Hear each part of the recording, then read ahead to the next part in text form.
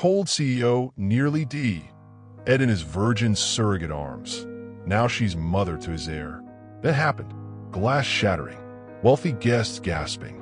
And there he was, Colton Reeves himself. On the marble floor, lips turning blue, no pulse beneath her fingers. Have you ever made a decision that changed everything? Hi viewers, kindly tell us where you're watching from and what time it is. Warm welcome to the family. Enjoy the story. The sterile light of the fertility clinic washed over the contract. One signature to trade her body for her mother's life. No strings attached except the baby growing inside her. Aaliyah Brooks stared at the paper, pen hovering. 24 years old, nursing student, daughter of a church pianist from Atlanta, and now, surrogate for a man she'd never meet. The zeros on the check made her dizzy, enough to cover her mother's experimental cancer treatment and the mountain of existing medical debt. Once you sign, the procedure is scheduled for tomorrow, the lawyer said. Voice neutral like this was normal. Mr. Reeves values his privacy. You won't meet him, contact him, or be contacted by him. After delivery, all rights transfer immediately. The doctor's pristine white coat couldn't mask the clinical transaction. Her womb for sale, her future temporarily mortgaged, all contained in documents thicker than her textbooks. The embryo is already created, the doctor explained. You're simply a carrier. Simply.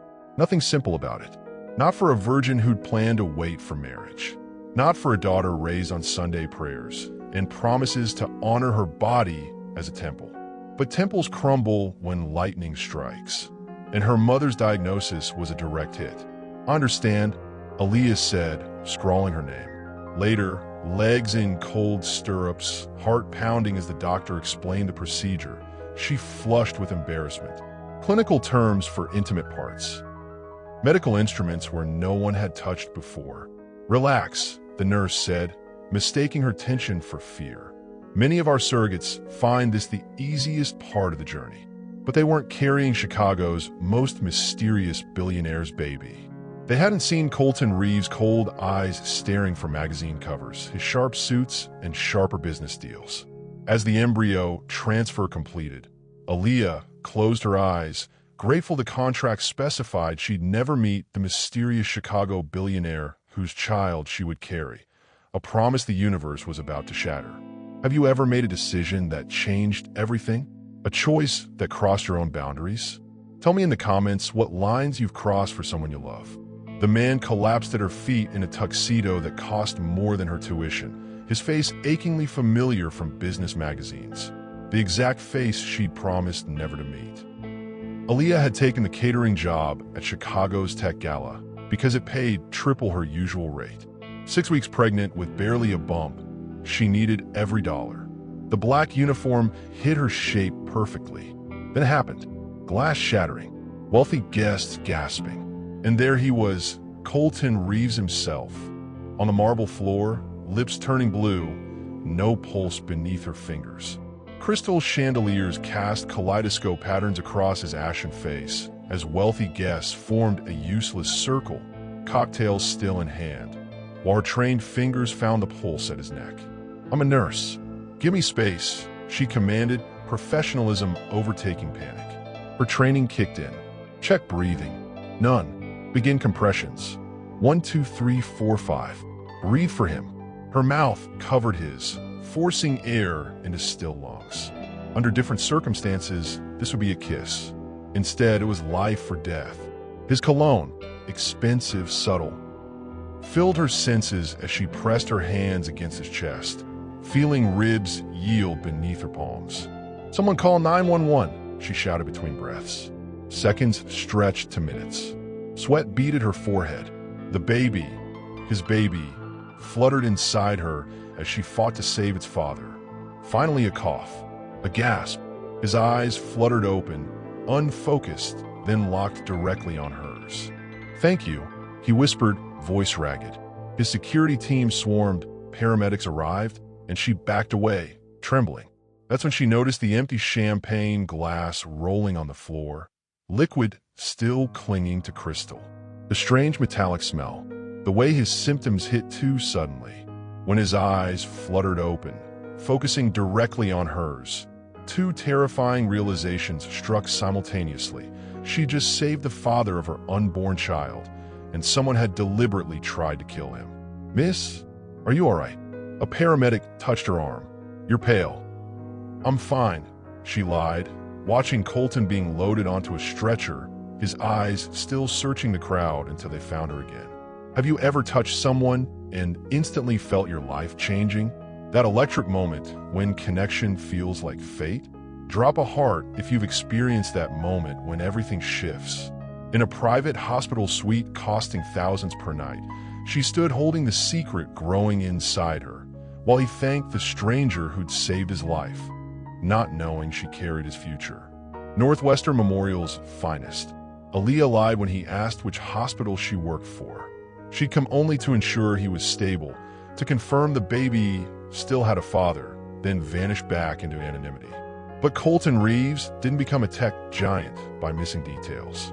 The cardiac monitors beeped in rhythm, counting moments until truth would shatter the fragile peace between them. Her in nurse scrubs borrowed from a friend, him in a hospital gown that couldn't disguise the power he wielded. "Your quick actions saved my life," he said, voice stronger than yesterday. "I'd like to offer you a position on my private medical staff." "I'm still a student," she countered, "and I already have a job." His eyes, gray like winter clouds, studied her movements as she checked his monitors, noted his chart. Professional distance crumbling with each heartbeat. "A catering job," he said, "at a gala you weren't scheduled to work." Her hands froze. He checked. "I took an extra shift." "No," he said simply. "You didn't.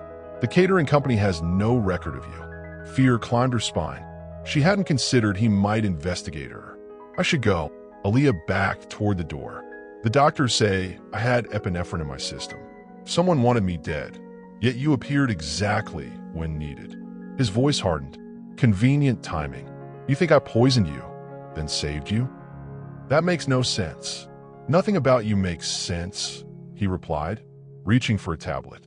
"Especially how your face matches a very private file in my secure server." Blood drained for her face. The surrogacy. He knew. "I recognize you," he said, voice stronger than it should be after cardiac arrest. "You're not just a catering nurse. Your photo, it was in my private files." Her hand instinctively moved to her stomach, still flat but not empty. "I was never supposed to meet you," she whispered. "Yet here we are." His eyes dropped to her protective hand. "With what I suspect is a very complicated situation. When have you been caught in a lie that started with good intentions?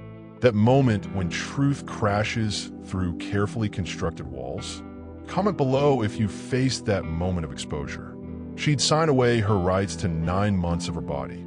He'd never expected to care who carried his heir. Now, they were bound by conspiracy and creation.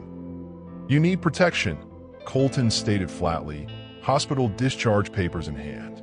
2 days after his collapse, color had returned to his face, but not warmth to his eyes. "I'm fine on my own," Aaliyah insisted. "Someone tried to kill me. If they discover you're carrying my child." "A baby you weren't supposed to know about until birth," she interrupted. "That was our agreement." Circumstances changed when someone put poison in my drink. His security team waited outside. Dark suits, earpieces, and guns concealed beneath tailored jackets. Men pay to keep threats away from Chicago's cold king of tech. "I have classes clinical to life," she protested, "all of which can continue under protection." His penthouse overlooked Chicago's glittering skyline, steel and glass stretching to clouds, while inside, the air hummed with unspoken tension between two strangers connected by cells multiplying out of sight. "This isn't what I agreed to," she said as he showed her the guest suite. "I signed for anonymity." "You signed to carry my child safely to term," he corrected. "That's suddenly more complicated." The medical team arrived within the hour. Private doctor, ultrasound equipment, blood pressure cuff. More invasion, more control slipping away. 6 weeks, for days, the doctor confirmed, moving the wand across her belly. "Everything looks normal." Colton watched the screen with unreadable expression, but something shifted when the heartbeat filled the room. Fast, determined, alive. His face softened briefly before the mask returned. "I need your medical history," he said after the doctor left. "Everything. Allergies, family conditions, genetic factors. That was all in my surrogacy file, which only mentioned experienced surrogate," he said sharply. "Not first-timer, not student, not virgin." Her face flushed. "How did you?" The doctor confirmed. "You've never given birth. And your physical exam before implantation showed no previous sexual activity." His tone remained clinical. "You weren't chosen randomly. Someone in my organization arranged this specifically." The toxicology report arrived by private courier. His champagne had contained a compound that should have stopped his heart permanently. "You're not safe either," he said, eyes dropping to her midsection. "Not while you carry what's mine." Have you ever been thrown together with someone unexpected? Forced into a situation where walls start crumbling against your will? Comment your experience with unexpected alliances that change your path. Her one-bedroom apartment in Chicago's South Side felt impossibly small once he stepped inside.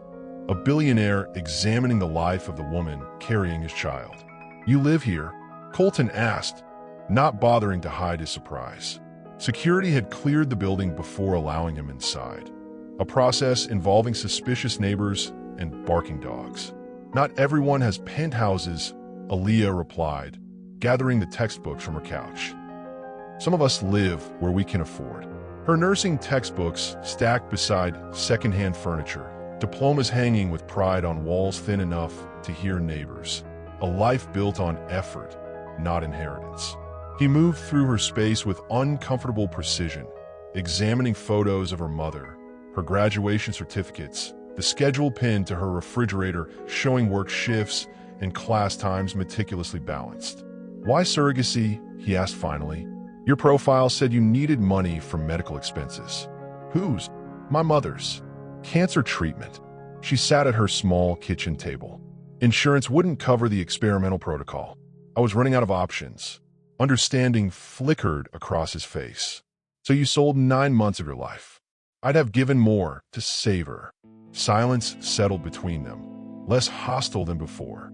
He picked up a framed photo, Aaliyah in a choir robe, standing beside an older woman with the same smile. "Church choir," she explained. "Every Sunday since I was 5. Religious family," he noted. "Yet you agreed to this arrangement." Faith sometimes means making hard choices for those you love. Their fingers brushed as he returned the photo, lingering longer than necessary. Electricity jolted between them. Unexpected, unwanted, undeniable. "Pack what you need," he said, clearing his throat. "My security team says this building isn't secure. The locks are basic, windows accessible from the fire escape. I'm not moving in with you.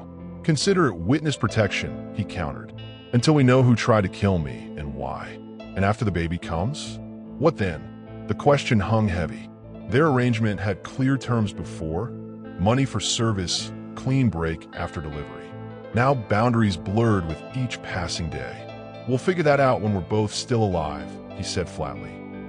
The black SUV waited as she packed a single suitcase, her mother's voice echoing in her head about never trusting wealthy men. In the front seat, the security guard's phone buzzed with a message. "The girl knows too much." Handle it. When worlds collide, which pulls stronger, attraction or difference? Have you ever connected with someone from a completely different background, feeling that impossible pull despite every reason to resist? Share your experience in the comments below. The safe room door locked with a metallic click, trapped together as security alarms wailed, his hand on her lower back, guiding her away from windows, away from snipers, away from a world trying to eliminate what they protected between them. "Stay down," Colton ordered, emergency lights casting blue shadows across his face. 2 weeks in his penthouse had settled into uneasy routine, until gunshots shattered glass in the living room. "Was that?" "Yes." He cut her off, checking the security panel. "Someone got past the main entrance. We stay here until my team clears the building." The panic room was smaller than her bathroom. Reinforced walls, security monitors, supplies for days. In one cot, "Your security chief," Aaliyah whispered. "He got a text about me the day we left my apartment." Colton's eyes narrowed. What text? The girl knows too much. Handle it. I saw it on his screen. His jaw tightened as he pulled out his phone. That explains how they found us here. He typed rapidly, then slammed his fist against the wall. Damn it, we're trapped, she realized, hand instinctively covering her belly. 8 weeks pregnant now, still no visible bump, but the knowledge weighed heavy between them. Not trapped, protected. There's a difference. His voice softened as he noticed her trembling. My backup team is 20 minutes out. Emergency lights cast blue shadows across the reinforced walls, turning his face into something ancient and primal. A man defending what was his. Minutes stretched like hours. The small space grew warmer with their bodies close, breath mingling, heartbeats accelerating for reasons beyond fear. I never meant for this, he said quietly, involving you in whatever's happening at my company. I never meant to meet you at all, she countered. Funny how plans change. His eyes dropped to her lips, then back to her eyes, asking a question neither had voiced. The alarm's distant wail faded from awareness as tension of another kind built between them. This would complicate things, she whispered. They're already complicated, he answered, hand rising to cup her cheek. His lips found hers in darkness, hunger replacing hesitation. We shouldn't, she whispered against his mouth. Give me one reason that matters right now, he answered, hands already mapping the curves housing his future. Clothes became obstacles, skin against skin the only truth that mattered. Her inexperience met his patience, their bodies finding rhythm as old as time. The small cot creaked beneath them as fear transformed to desperate need, control abandoned for connection. Morning light filtered through bulletproof glass, revealing her head on his chest, their bodies entwined on the safe room cot. Outside, his security chief waited with news. The betrayal came from someone inside Colton's inner circle. What happens when danger breaks down our carefully constructed walls? Have you ever found connection in crisis? Tell me your story in the comments below. Chicago's morning news splashed their faces across screens citywide. Tech mogul's mystery woman, lover, or target, turning private connection into public consumption. Keep your head down, Colton instructed, guiding Aaliyah through the lobby of his corporate headquarters. Cameras flashed like lightning, reporters shouting questions through the revolving doors. Sources confirm the young woman living with Reeves Tech CEO was present during the assassination attempt. Mr. Reeves, is this a romantic relationship, or is she under your protection as a witness? Television lights created harsh shadows across her face as cameras hunted them from lobby to car. Vultures circling fresh vulnerability, her hands instinctively shielding her stomach, his body blocking their view. Don't respond, he murmured, hand protective at her lower back. My PR team will handle this. The black SUV whisked them to temporary quarters, a downtown hotel suite with security on every floor. 3 weeks since the penthouse attack, and they'd moved locations 4 times. They don't know about the baby, she said, watching the coverage on mute. That's something at least. Not for long, he replied, loosening his tie. My board is demanding answers. Marcus especially. Your CFO? The one who keeps calling emergency meetings?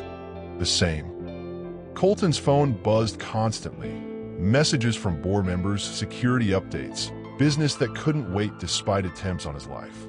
He's concerned about company stability with me in hiding. Or he's the one trying to kill you, she suggested. His expression shifted, considering her words with new seriousness. What makes you say that? He has access to your schedule, your private files, including the surrogacy arrangement. And he stands to gain the most if you're gone. Nursing school had taught her to look for patterns. Plus, he keeps pushing to meet me. He won't get within 50 feet of you, Colton promised, voice dropping to a protective growl that sent warmth curling through her. Their physical connection had deepened since the safe room, nights tangled together, days navigating threats. His touch no longer foreign but familiar, necessary, grounding amid chaos. The company's quarterly meeting is tomorrow, he said, checking his watch. I can't avoid it without risking a leadership challenge. So we go, she stated, Show strength. We, his eyebrow raised. You think I'm safer alone? Whoever's targeting you knows about me now. His hand found hers across the couch cushions, thumb tracing circles on her palm. The gesture, intimate, absent-minded, revealed how quickly barriers had fallen between them. There will be cameras. Questions. My board doesn't know about the baby. Then perhaps it's time they did. Her phone lit up with her mother's call from Atlanta, voice trembling with tears and rage. You're on national news, Aaliyah. How could you not tell me about the baby? About him? How would you handle having your private life suddenly exposed? Would you run or stand your ground? The hardest part of being thrust into the spotlight is losing control of your own story. Comment below about a time when your narrative was taken from you. Atlanta heat pressed against the car windows as they pulled into her childhood neighborhood, bringing a billionaire home to a mother who believed money was the root of all corruption. She's going to hate you on principle, Aaliyah warned as the driver navigated suburban streets.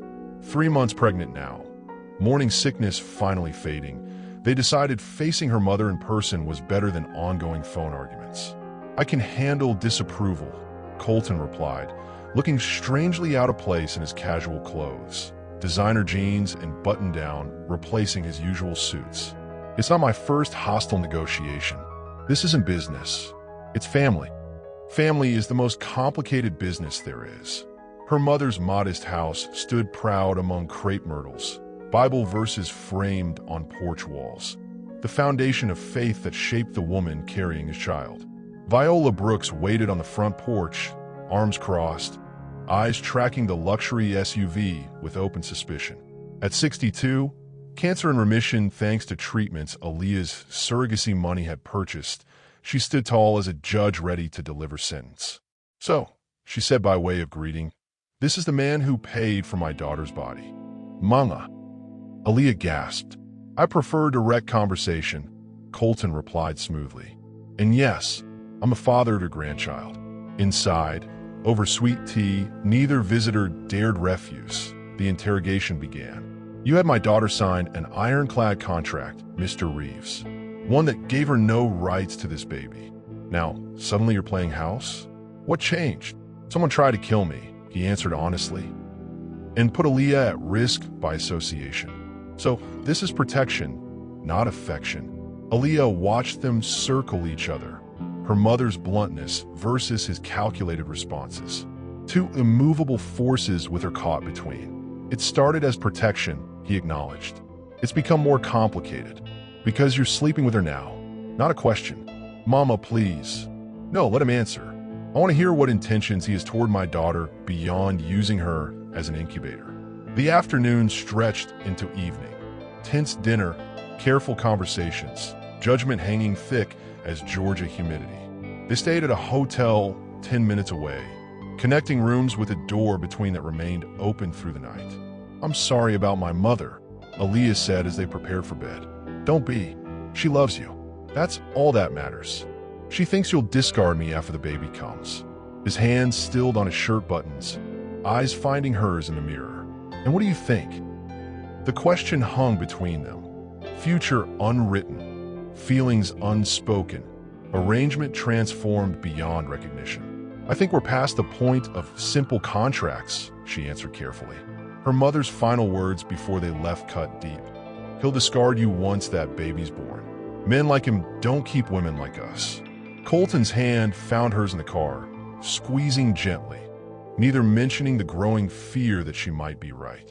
When have you brought worlds together that were never meant to meet?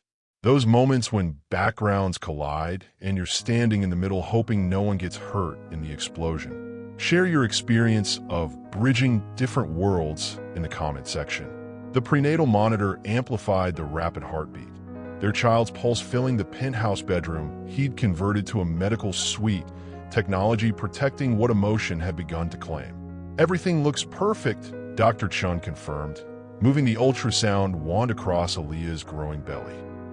For months along, the curve now visible beneath fitted shirts. Would you like to know the gender? Their eyes met across the medical equipment. A question neither had considered until this moment. Yes, they answered in unison. Congratulations. You're having a girl. A daughter. The knowledge settled between them, transforming abstract cells into a person with identity. Colton's face remained composed, but his hand tightened around Aaliyah's. "I'll give you privacy," the doctor said, wiping gel from the ultrasound wand. "Weekly checkups from now on, given the circumstances." Ultrasound gel glistened on her growing belly, the black and white image on the screen transforming from medical miracle to their child. Fingers, spine, profile becoming real beneath her skin. Alone, the mask fell. Colton placed his palm against the slight curve, wonder replacing control. "A girl," he repeated, voice soft. "I never considered just this soon." "Disappointed?" she asked carefully. "No." The answer came quickly, certainly. Just recalibrating expectations. For months of hiding, moving between secure locations, investigation ongoing. For months of sharing beds, sharing fears, sharing moments neither had anticipated when signing clinical contracts in sterile offices.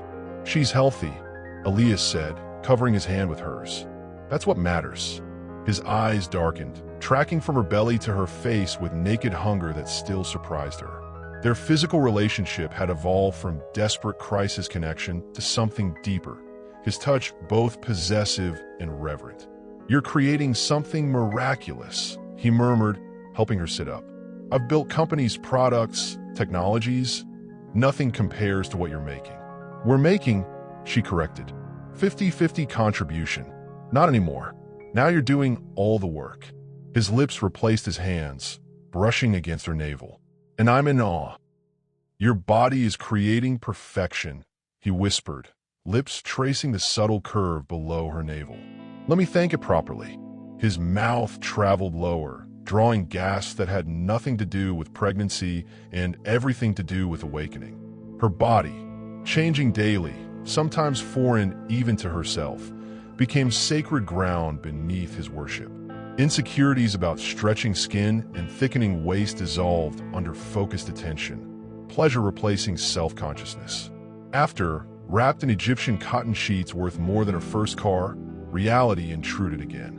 "The board meeting went too smoothly," he said, fingers tracing patterns on her bare shoulder. Marcus didn't challenge anything, just smiled and agreed. "That's good, right?" "No, he's planning something." Her nursing training had taught her to trust instincts. When a patient seemed fine but wasn't, when symptoms didn't match diagnosis, when something felt wrong despite tests suggesting otherwise. "Be careful tomorrow," she urged. "Take extra security." The bedroom door burst open, his security chief ashen-faced. "We found the source. It's Marcus. Your CFO has been emptying accounts and planned to take control after your death. And he knows about the baby. What transforms physical connection into emotional intimacy? When did you realize someone saw beyond your body to your essence? The vulnerability of being truly seen, flaws, fears and all, creates bonds stronger than any physical attraction. Tell me below when you first felt that deeper recognition." She watched from the executive floor as Colton transformed into someone she barely recognized. The warm hands that had explored her body now coldly dismantling a traitor's empire without mercy. "Remain in the observation room," he instructed before entering the emergency board meeting. "Security will be right outside." 5 months pregnant, dressed in clothes selected to project both professionalism and hint at her condition. Aaliyah watched through one-way glass as Colton Reeves became the man business magazines called ruthless. "Thank you all for coming on short notice," he began, taking position at the head of the massive table. 12 board members shifted nervously, all except Marcus Lloyd, CFO and 20-year company veteran, who maintained perfect composure. Glass walls showcased Chicago's financial district stretching below, men in identical suits watching their CEO methodically destroy a friend-turned-enemy with evidence, lawyers, and calculated precision. "Before we begin scheduled business, there's a security matter to address." Colton nodded to his team, who distributed folders. "Please review these documents carefully."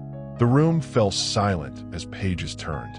Faces registered shock, confusion, anger.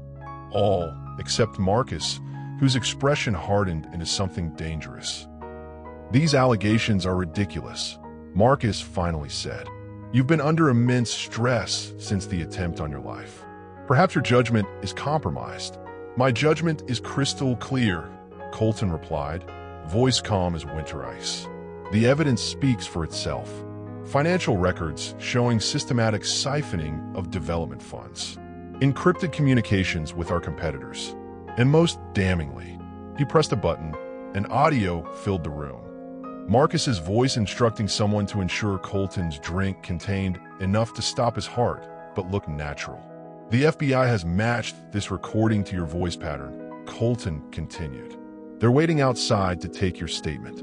The man who hours earlier had held Aaliyah with gentle hands now systematically destroyed another human being without flinching. Power radiated from him.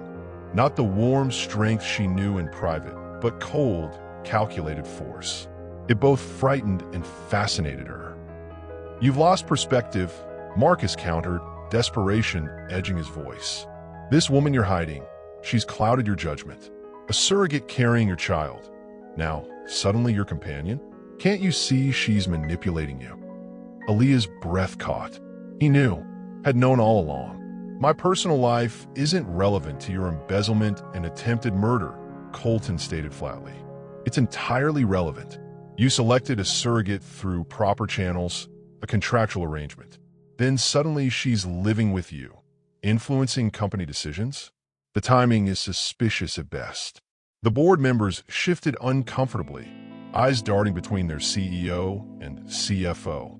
"Ms. Brooks saved my life when you tried to end it," Colton replied, voice dangerously soft. "The only suspicious timing was your hiring a catering company you controlled for an event where you planned my death. Security personnel entered, federal agents, not company security. Marcus Lloyd, you're under arrest for attempted murder, conspiracy, and financial crimes." As security escorted Marcus out, his parting words froze her blood. "You think this ends with me?" The contract was never about giving him an heir. It was about controlling what grows inside you. Colton's face drained of color, reaching for his phone. "Get my lawyer. Now." Have you ever seen someone you're intimate with become someone else in their professional role? That moment when you glimpse another side of them. Powerful, calculated, perhaps even frightening. Does power attract or frighten you? Share your thoughts about seeing the different sides of someone you thought you knew. The surrogate contract lay open between them, legal language suddenly transparent. She wasn't carrying his child. She was carrying his cure. "Explain this," Aaliyah demanded, pointing to a clause buried on page 18. Their hotel suite had become a war room.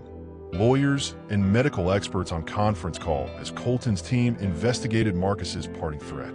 It's standard medical rights language, Colton's attorney argued through the speaker.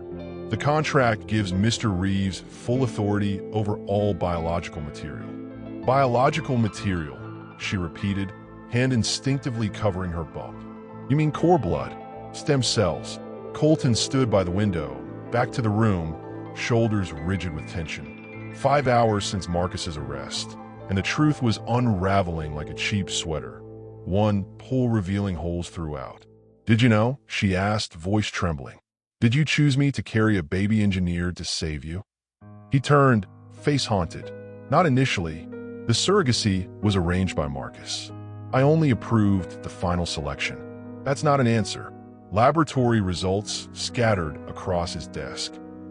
DNA sequences, protein markers, and medical projections revealing why a dying man needed a child engineered to save him. 6 months ago, I was diagnosed with Fanconi anemia, he said finally. Rare genetic disorder, fatal without treatment. Bone marrow failure, she whispered, nursing knowledge filling in blanks. But that's usually diagnosed in childhood. Not my variant. It remained dormant until triggered by environmental factors. His voice remained steady, clinical. Marcus knew before I told the board. He suggested banking stem cells from a biological child as insurance. So you created a baby as a walking pharmacy. Anger rose like bile. A personal medicine cabinet. I created a child for multiple reasons, he countered. Continuation of my legacy was always the plan. The medical benefits were secondary, until they weren't. Pregnancy hormones amplified emotions she'd normally control. Was I selected because I wouldn't ask questions? A nursing student desperate for money. His silence confirmed her suspicions. The embryo was genetically modified, she continued, medical training connecting dots. That's why you needed a virgin surrogate. No risk of mistaken paternity when harvesting cord blood. The modifications were minimal, he insisted. Just enough to ensure tissue compatibility. You designed a human being to save yourself. I designed my child to be healthy. The compatibility was practical planning. She paced the room, protective hands cradling her belly. 6 months pregnant, their daughter kicked constantly now, strong, determined, unaware she'd been created with ulterior motives. What happens after birth, she demanded. You take the cord blood, then what? Discard us both as the contract stipulates. Pain flashed across his face. That was never my intention, but it was the plan, your company's plan. His hand reached for hers, but she stepped back, keeping distance between them. The contract gives you full custody, she said. No visitation rights for me. I birth her, hand her over, disappear with a check. That contract was written before everything changed. Before us. Us, she challenged. Or did you just need to keep me close to protect your investment? Her nursing training understood the science. Stem cell from birth cord blood could treat his condition. You never wanted a child, she whispered, hands protective over her belly. You wanted a medical harvest. His answer was simple. I wanted to live. The words hung between them, raw truth stripped of pretense. And now, she asked quietly, now I want both. The life this baby offers and a life with you. But trust, once broken, doesn't mend with pretty words, even if they came from lips that had whispered devotion against her skin. What would you do if someone you cared for had deceived you for survival? The line between desperation and manipulation blurs when facing mortality. Is planning for survival selfish or human nature? Comment your perspective on whether the end can ever justify such means. 28 weeks pregnant in a lawyer's office, negotiating the price of forgiveness. Her terms this time, not his.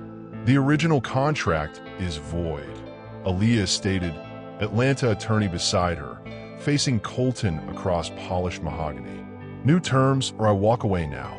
3 weeks had passed since the revelation. 3 weeks of separate hotel rooms, minimal contact, and soul-searching. Her mother's voice echoed in her mind. Men like him see people as resources, not humans. But she'd seen both sides of Colton Reeves, calculating businessman and vulnerable man facing mortality.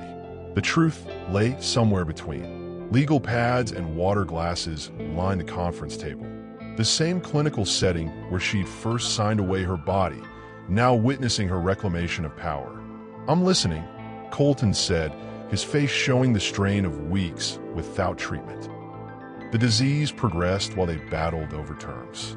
Joint custody, her lawyer began. Equal decision-making power for all medical, educational, and personal matters regarding the child.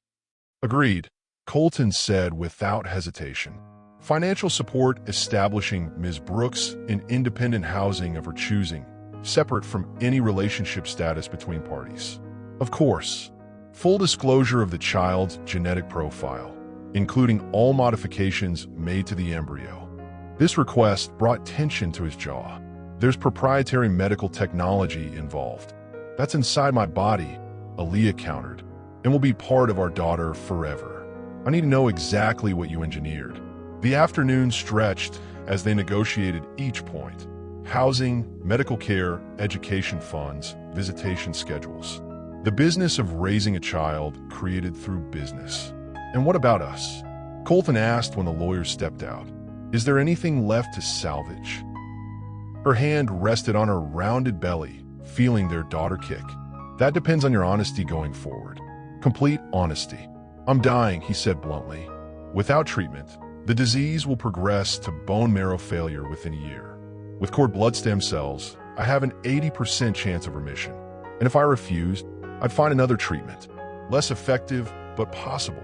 You let me walk away with your cure? I'll let you walk away with our daughter, if that's what you needed." His voice roughened. "The past months have taught me there are worse things than death." The new agreement took shape over hours. Medical treatment for him, co-parenting rights for her, honesty between them. Words like partnership and transparency replaced ownership and rights. That evening, at the hotel where they still maintained separate rooms, he knocked on her door. "The papers are filed," he said. "Everything you asked for." Something had shifted between them. Power rebalanced. Respect emerging from broken trust. She studied his face, thinner now as disease progressed despite medications. "Come in," she said finally. Hotel sheets whispered beneath them, her body now commanding his attention rather than receiving it. "No more secrets," she demanded, guiding his hands where she wanted them. No more control. His surrender was more arousing than any previous dominance. Afterward, plans formed for returning to Chicago, for medical preparations, for future neither had imagined when signing clinical contracts in sterile offices. The new agreement was signed, medical treatment for him, full co-parenting rights for her, honesty between them. Neither mentioned the growing emotion making business arrangements feel hollow. As they left, her water broke, 12 weeks too early. When have you reclaimed your power in a relationship? Those moments when everything must be rebuilt on new terms or abandoned completely. The hardest negotiations happen when hearts are involved, when walking away remains possible but painful. Share your journey of setting boundaries with someone you weren't ready to lose. Incubator walls separated them from the 1-pound miracle they'd created, his money powerless, her medical knowledge insufficient against nature's timeline. "Breathe," the nurse instructed as Aaliyah was rushed into emergency surgery. "Focus on staying calm for the baby." Colton ran alongside the gurney, face ashen. "It's too early," he repeated. "Do something." "We're going to deliver by C-section," the doctor explained. "The baby's in distress." Atlanta's best hospital, best doctors, best equipment, all arranged within minutes of her water breaking. Money opened doors, but couldn't rewrite biological clocks. "Stay with me," she whispered, gripping his hand before anesthesia pulled her under. She woke to beeping monitors and his face, haggard from hours of waiting. "She's alive," he said immediately. 1 pound, 3 ounces. "They've taken her to NICU. I need to see her." Aaliyah struggled to sit despite surgical pain. "After you're stable." Hours later, wheeled to neonatal intensive care, reality struck like physical pain.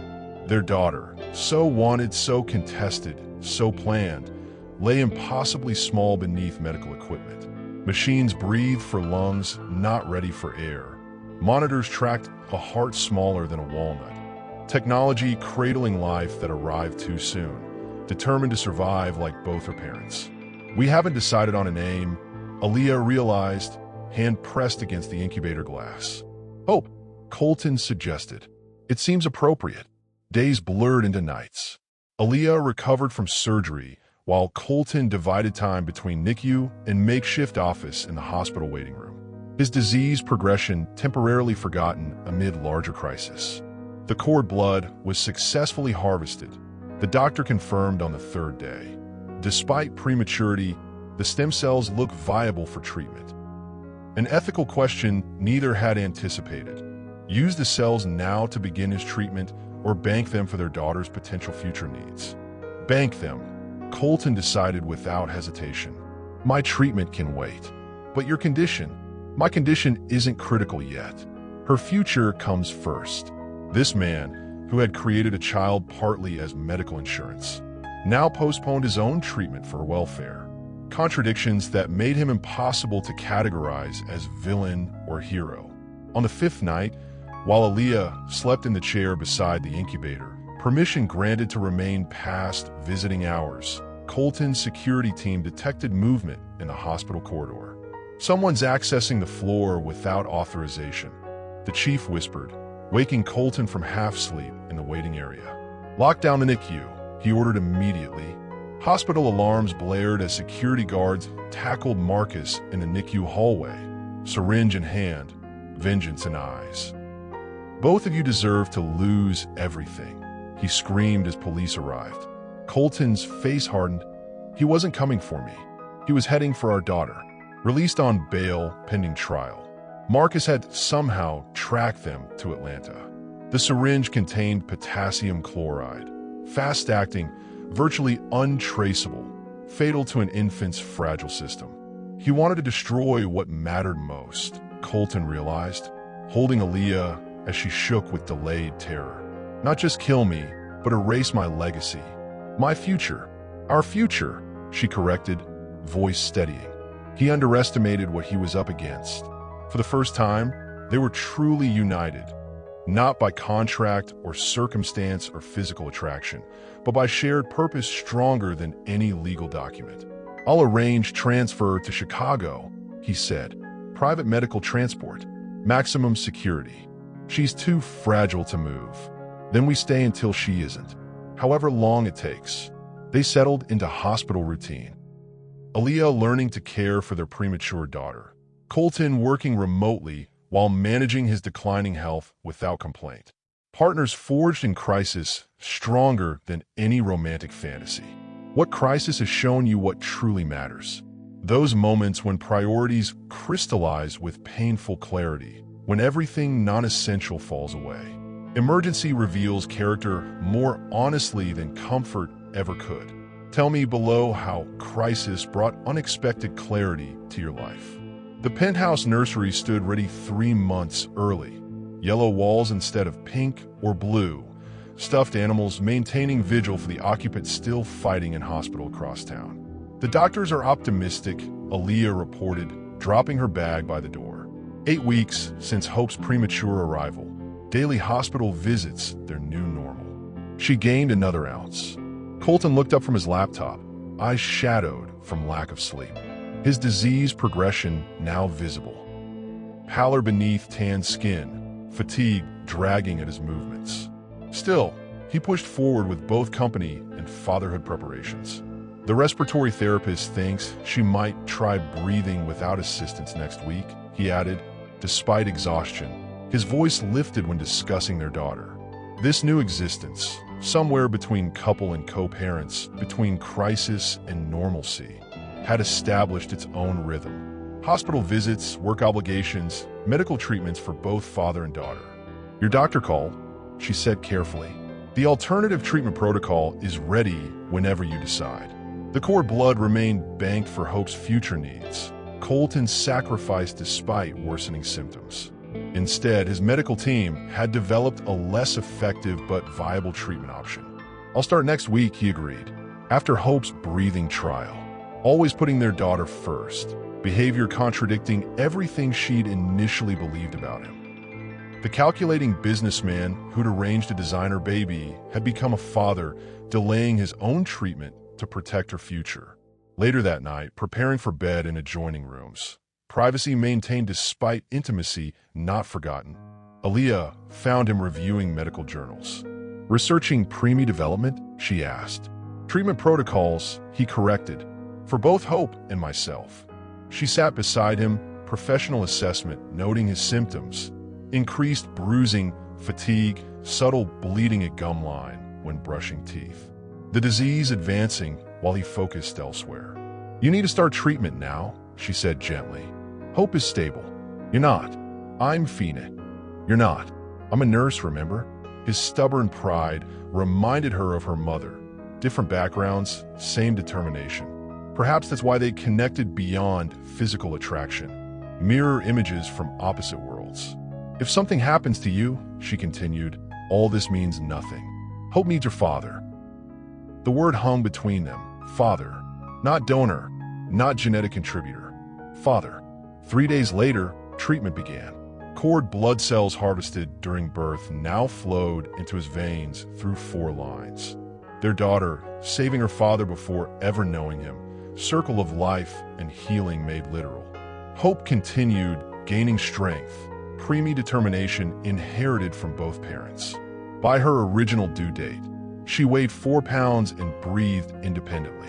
By Thanksgiving, she passed all developmental markers for adjusted age. "The doctors say she can come home next week," Aaliyah announced, entering the penthouse after hospital rounds. Just in time for Christmas. Colton looked up from the fireplace where he'd been assembling a bassinet. His color improved, strength returning gradually through treatment cycles. "I've been thinking," he said, setting down tools, "about living arrangements." They maintained separate bedrooms despite occasional nights together. Boundaries established during conflict remaining even as trust rebuilt. "The custody agreement gives you your own residence," he continued. "But hope needs stability. Consistency. Are you suggesting something?" "I'm suggesting we try. For real. Not because of contracts or circumstances or crisis.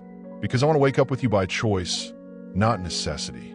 Health returned to his body in increments, strength coming back to his touch. "Let me show you what you've given me," he whispered, taking hours where before there had been minutes. Gratitude expressed through devoted attention to every inch of her recovering form. The nursery monitor showed their daughter sleeping peacefully in her crib, finally home. "I never planned for any of this," he said, voice uncertain. "I never planned to need you both." From his pocket, he withdrew a small velvet box. "I never planned to ask this question. What gifts have you received that can never be repaid?" Those moments when someone offers something beyond price, second chances, unwavering belief, life itself. How do you express gratitude for gifts that transform your existence? Share your experience of receiving something that changed everything. 1 year after her hands restarted his heart on a ballroom floor, she stood in that same hotel wearing white instead of a catering uniform, holding their daughter instead of medical gauze. "Full circle," Aaliyah whispered, bouncing 1-year-old Hope on her hip. The child, dark curls in her father's penetrating gray eyes, surveyed the gala with solemn curiosity. "Are you ready for this?" Colton asked, adjusting his tie. The annual tech industry benefit had transformed from scene of attempted murder to celebration of new beginnings. "Ready to show off our miracle to all of Chicago?" "Absolutely." Their entrance silenced the crowd momentarily. CEO Colton Reeves with the woman who'd saved his life, now his wife, carrying the daughter whose existence had begun as contract and evolved to love. "They're staring," she murmured. "Let them," he replied, hand protective at her lower back. "We've earned our happy ending." The past year had brought challenges and triumphs in equal measure. His health stabilized through ongoing treatment. Hope thrived despite premature beginning. Their relationship transformed from transaction to partnership to family. Mr. Reeves, the foundation director, approached, champagne flute in hand. "We're ready for your announcement whenever you're prepared." This moment, planned for months, would change lives beyond their own. The stage awaited, spotlight ready. "Distinguished guests," Colton began, voice carrying across the ballroom where he'd nearly died. "A year ago, I collapsed on this very floor, victim of attempted murder." Murmurs rippled through the crowd. What seemed like tragedy became transformation. "The woman who restarted my heart," he gestured to Aaliyah, "did far more than save my life. She changed it completely." Their daughter's laugh echoed across marble floors where trauma once spread.